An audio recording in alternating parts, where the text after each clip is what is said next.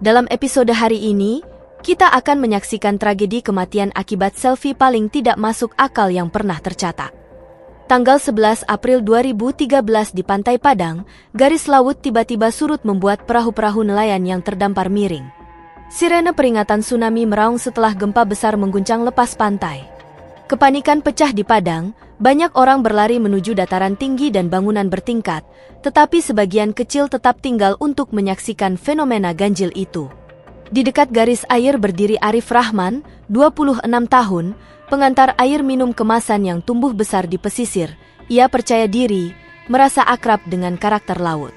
Di media sosial, ia kerap mengunggah video badai dan langit dramatis. Semakin kacau gambarnya, semakin besar perhatian yang didapat. Sore itu, ketika dasar laut terbuka tak wajar, ia melihatnya sebagai momen langka untuk direkam. Polisi dan relawan berteriak melalui pengeras suara agar semua orang segera mengungsi. Hampir semua orang mematuhi, tetapi Arif justru melangkah lebih dekat, mengangkat ponselnya tinggi-tinggi dengan latar hamparan karang. Seorang pedagang melambaikan tangan panik, menunjuk ke arah bukit, tetapi Arif tetap fokus pada layar.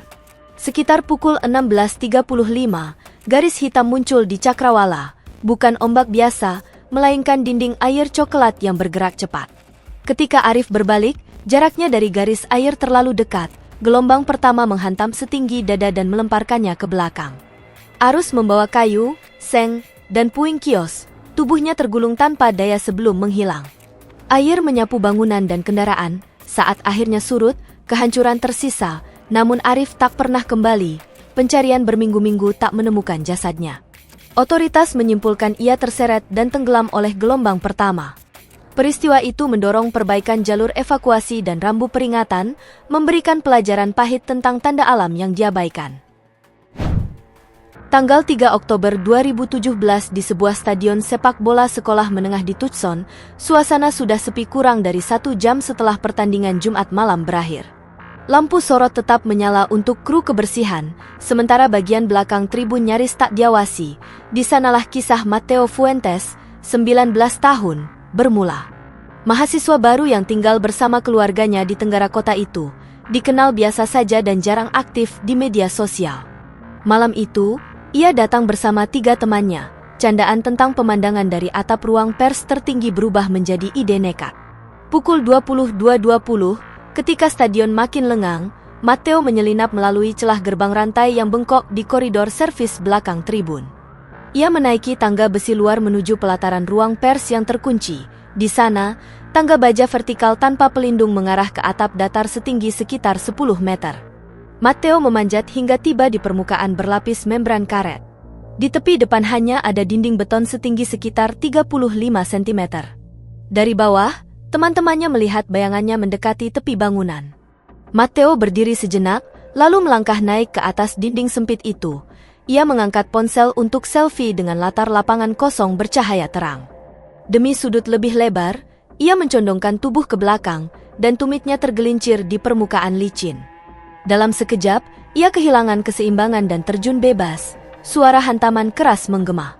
Teman-temannya berlari dan menghubungi unit gawat darurat. Petugas medis tiba cepat, namun cedera kepala dan tubuhnya terlalu parah. Ia dinyatakan meninggal malam itu akibat cedera otak traumatis, dan kasus ditutup sebagai kecelakaan.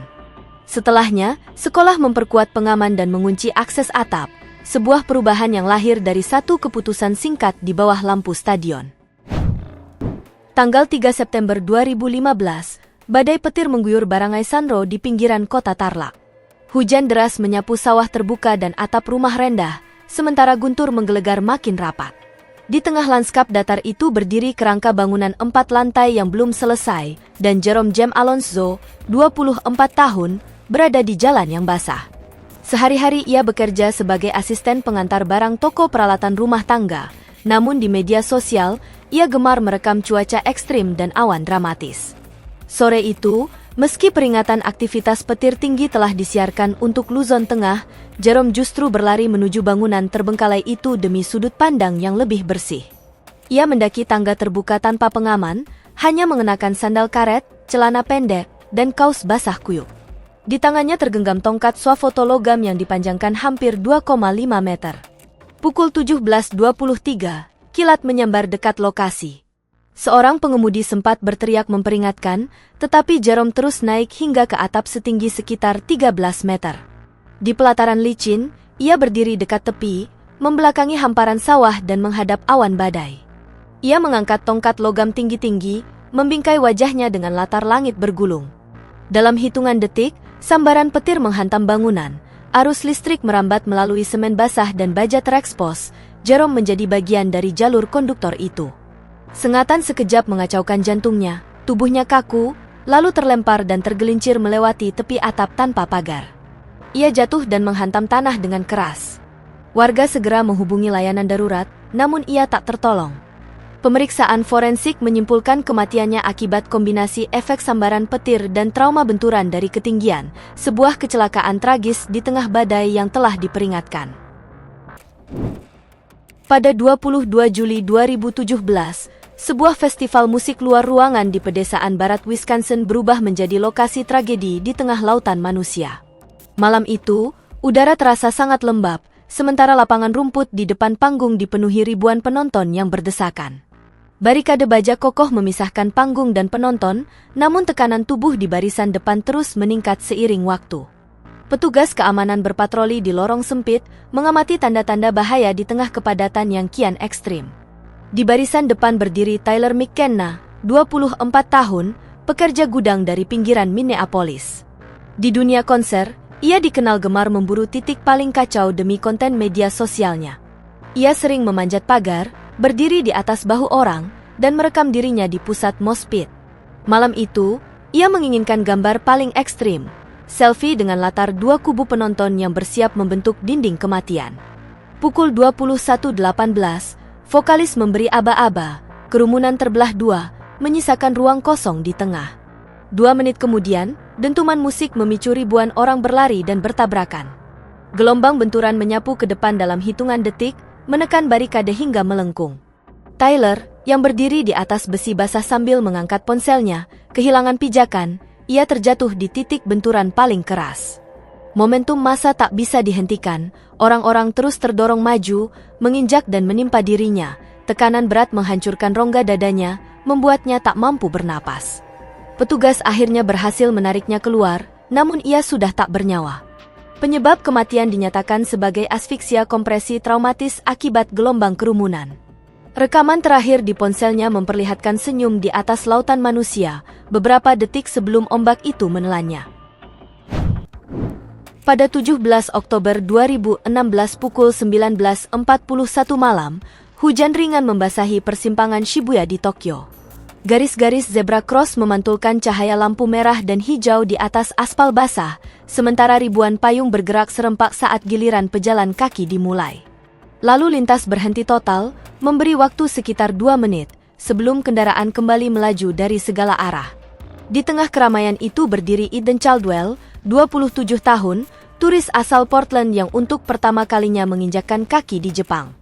Ia telah menabung hampir 2 tahun demi perjalanan impiannya. Media sosialnya menjadi jurnal visual petualangan, dan Shibuya adalah target utama. Foto dramatis dirinya diam di tengah persimpangan, dikelilingi manusia yang bergerak kabur dengan latar neon kota. Saat lampu pejalan kaki menyala hijau, Eden melangkah bersama arus, namun ia berhenti sekitar 5 meter dari trotoar. Dengan ponsel di tangan, ia menyesuaikan sudut, bahkan mundur sedikit agar kerumunan tetap memenuhi bingkai. Beberapa orang memberi isyarat agar ia menepi ketika lampu mulai berkedip cepat, tanda waktu hampir habis, tetapi Eden tetap fokus pada layar.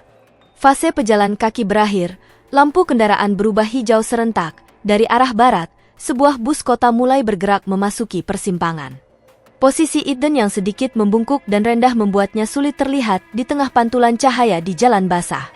Klakson terdengar singkat, ia mendongak dan mencoba bergerak, tetapi jarak sudah terlalu dekat. Benturan keras menjatuhkannya ke bawah kendaraan, kepanikan melanda persimpangan. Layanan darurat tiba dalam 6 menit, namun nyawanya tak tertolong. Penyelidikan menyatakan sinyal dan kecepatan kendaraan sesuai aturan. Kejadian diklasifikasikan sebagai kecelakaan tragis. Malam itu, arus kota kembali normal, menyisakan pelajaran pahit tentang risiko satu langkah di tengah lalu lintas yang ramai. Terima kasih telah menonton. Jika Anda menyukai cerita-cerita ini, klik tombol suka Tinggalkan komentar di bawah tentang kasus mana yang menurut Anda paling mengejutkan, dan jangan lupa untuk subscribe serta nyalakan lonceng notifikasi, agar Anda tidak ketinggalan saat kami mengunggah video terbaru. Ingat, tidak ada satupun sudut kamera yang sepadan dengan nyawa Anda. Tetap aman, dan sampai jumpa di video berikutnya.